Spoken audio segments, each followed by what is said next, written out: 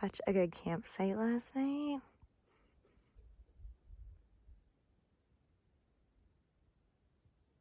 Hi, I'm Emily Sedona and I live out of this 2018 RAV4 and I travel around the country car camping. You guys might have seen my build before, and before that I was living out of a Toyota Corolla, but this time around I built a bed platform and I'm really excited to show you guys. I have no prior carpentry skills. I just got a drill from online and watched a bunch of YouTube tutorials, so I'm just going to show you what I did. I kind of mixed together all these ideas that I got from the internet, as well as suiting my own needs and suiting my dog's needs to figure out the perfect setup. Anyway, let's jump into it.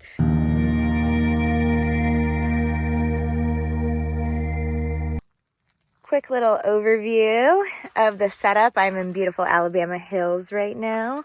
Of course, couldn't leave home without half of my cowboy boots. This is a really old Urban Outfitters comforter. I've gotten a couple questions on my TikToks about it. I don't know if you can still get it, but you might be able to find it on eBay or like Poshmark or something like that. I ordered a 4-inch memory foam mattress topper off of Amazon, and then I kind of just cut it to like cot size. I didn't want it to take up the entire platform, and then it's still small enough that I can use a cot-sized fitted sheet, so I didn't have to custom make anything like that.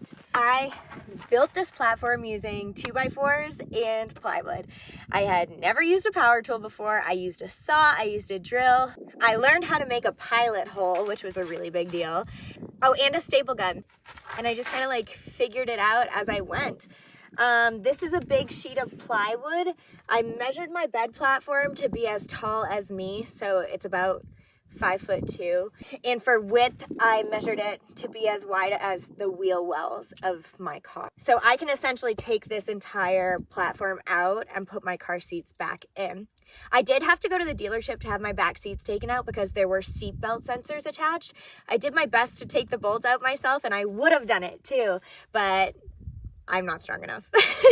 So I built the platform 9 inches high so that I could slide these bins underneath. So this bin is like some of my crop tops, my socks, my underwear, and this bin is my cooking supplies here. Obviously there are some craftsmanship issues here, like I didn't make the 2x4s tall enough for what I wanted, like this 9-inch gap, so I had to add. But, you know, I learned how to use these little plate things, and it's all a learning curve, but they've held up really, really well. I used this green vintage fabric that I got at a thrift store to wrap the plywood, and I used a staple gun to staple it. So when I went to Lowe's, I got a plywood sheet that was as wide as my car and then could fit me at 5'2" laying down, and then I cut that horizontally. So these are fixed. Like these I drilled in. They're not going anywhere because this is where the bins go from here to the end of here. But these ones here are actually on hinges. So each side hinges up into the middle. There are 2 hinges on each piece of plywood just to kind of give it a little extra support. And this was definitely the most difficult part of my build. Like I said, I had no prior experience. It was a learning curve, but it was definitely the best thing I did for this build.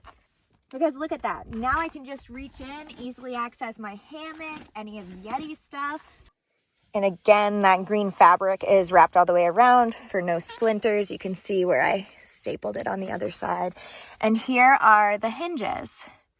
One there, and you can see the plates for the other side. And this is kind of all my gear, not super organized, but tons and tons of space. I could even fit more gear if I wanted to.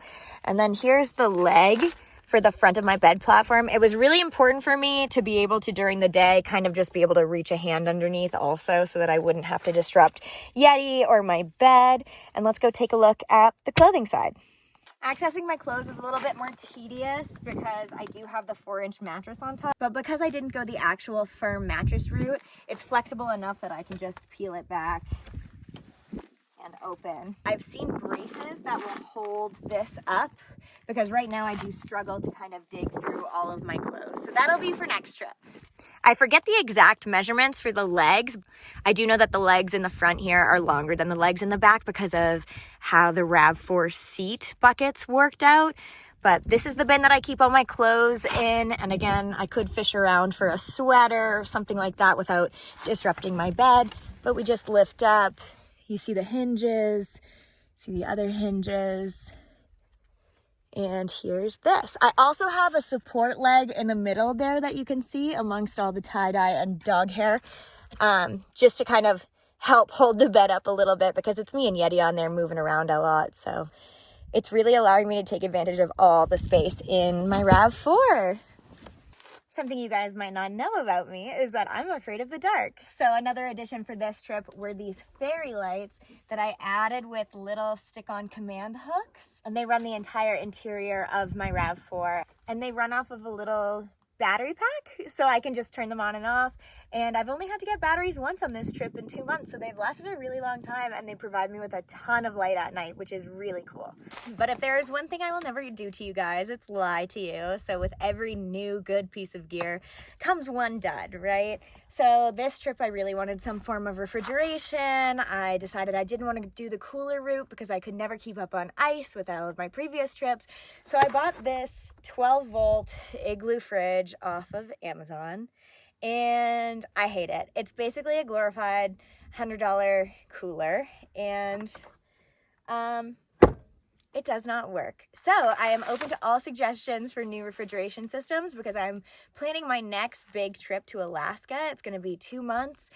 I definitely want to cook and I want to keep all my veggies fresh. So I'm open to all kinds of ideas on that. Well, I hope you like my new car tour, and I hope maybe the build inspired you guys a little bit. This is just my new setup. There's always room for improvement. What works for me isn't going to work for everyone, but that's just how we're living our life, and we're having so much fun. Thanks for watching, guys.